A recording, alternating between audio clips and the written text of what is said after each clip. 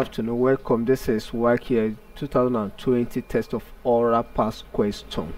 Question number 28 says that we should look out for the word that contains the same consonant sound as in the given word, particularly the underlined letter. The underlined letter here is letter F, plosive sound, and this word is pronounced as fetch. Fetch.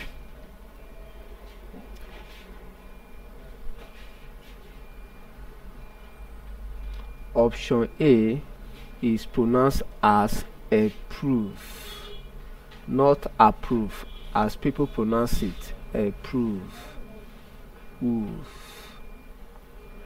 Option B is pronounced as tough, not tough, not all, tough.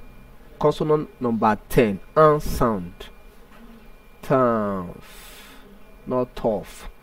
The option C is pronounced as terrain. Terrain.